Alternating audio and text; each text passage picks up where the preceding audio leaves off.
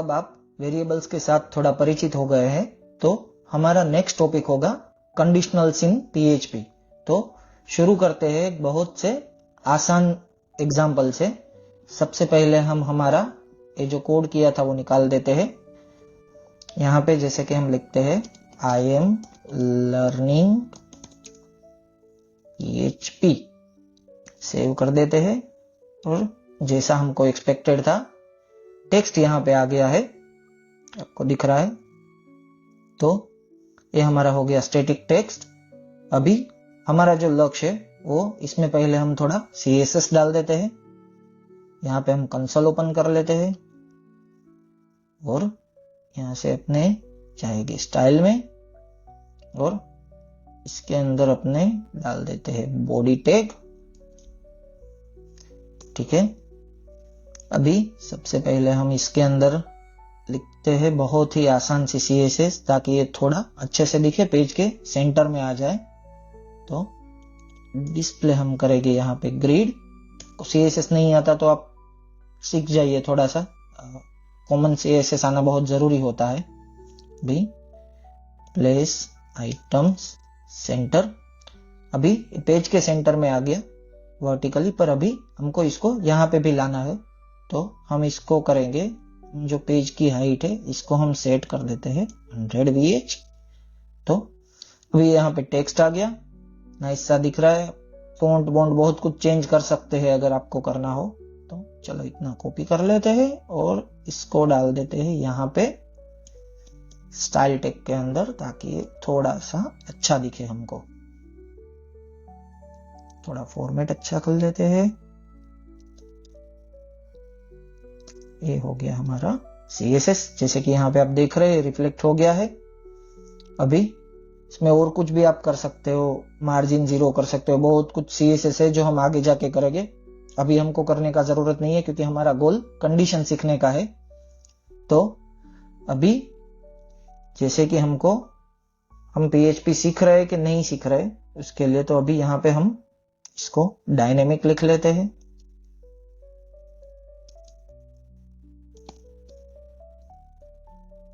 सबसे पहले हम PHP के क्या हम सीख रहे हैं, तो जैसे कि नेम, इसको हम कर देंगे डायनेमिक। तो यहाँ पे हम ले लेते हैं PHP, ये आ गया आपका PHP यहाँ पे।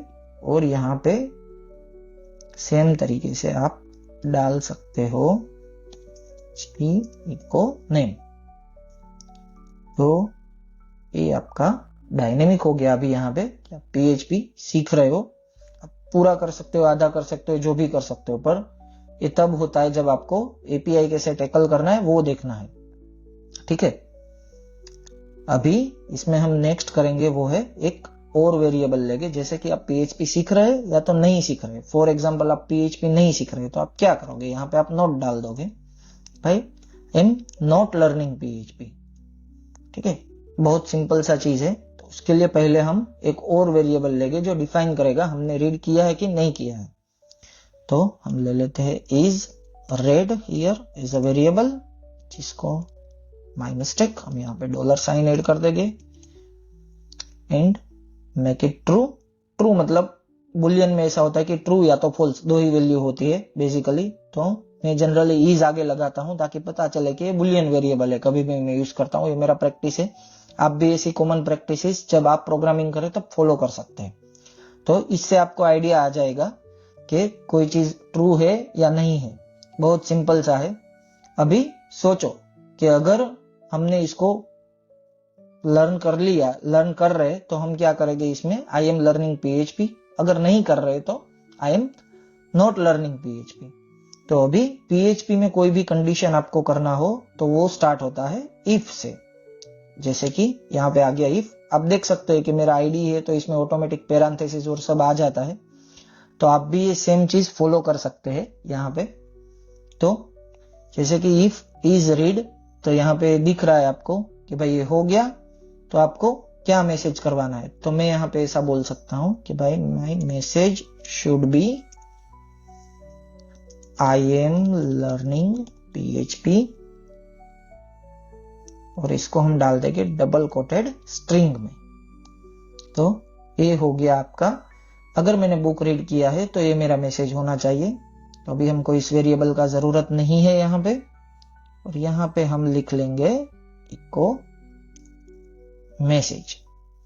ये मैं सिर्फ करवा रहा हूं ताकि आपकी प्रैक्टिस हो। जनरली आपको वेरिएबल बनाना निकालना ऐसा कुछ नहीं होता, सिर्फ प्रैक्टिस के लिए है आपकी। तो हमको यहां से आगे से लाइन भी निकाल देना है। अभी हम करेंगे इसको रिफ्रेश, तो आप देख पाओगे आई एम लर्निंग PHP यहाँ पे फिर से हो गया। पर अभी आप देख पाओगे, अगर आप यहाँ पे जाओगे तो आपको यहाँ पे दिखेगा कि variable is probably not defined. अभी ऐसा क्यों है? हमने मैसेज तो डिफाइन किया ही है, पर ये आ क्यों रहा है? तो इसका एक बेसिक सा कंसेप्ट है कि अगर इज रीड ट्रू है तभी ये मैसेज डिफाइंड है, अदरवाइज ये मैसेज यहाँ पे डिफाइंड नहीं है। तो पॉसिबल है कि अगर is read for example false हो गया तो अभी यहाँ पे क्या आएगा, आपको एरर दिखा देगा कि भाई ये वेरिएबल जो है वो डिफाइंड नहीं है। तो वही है हमको, आपका अगर आईडी स्मार्ट है, ऑफ कोर्स आप नॉर्मल टेक्स्ट पैड यूज करोगे नहीं दिखता, पर कोई भी स्मार्ट आईडी आजकल इसमें दिखाई देता है कि डिफाइंड नहीं है। तो इस केस में हमको क्या करना है, अभी हम इसमें लेंगे एल्स स्टेटमेंट, जिसके अंदर बेसिकली हम यही चीज करेंगे, आई एम नॉट लर्निंग PHP। इसको स्टोर कर देता हूं। अभी हम रिफ्रेश करेंगे तो यहाँ पे आ गया आई एम नॉट लर्निंग PHP। तो बहुत सिंपल सा स्टेटमेंट आप देख पाओगे यहाँ पे कि I am learning PHP, I am not learning PHP। इतना सिंपल सा ही ये प्रोसेस रहता है। If else one of the basic syntax है PHP का, और इसमें अभी एक और सिंटेक्स भी आती है इको करने के लिए। जब भी आप HTML के अंदर कुछ वेरिएबल इको करना चाहते हो, सिर्फ इको करना है आपको, तो आपको ये पूरा सिंटेक्स लिखने का जरूरत नहीं है। इसका दूसरा सिंटेक्स ऐसे भी हो सकता है, इक्वल टू मैसेज, जिसमें ना तो सेमीकोलन चाहिए ना कुछ और चाहिए। अभी आप देख पाओगे यहाँ पे 2 बार है, नीचे वाला निकाल देते हैं। अभी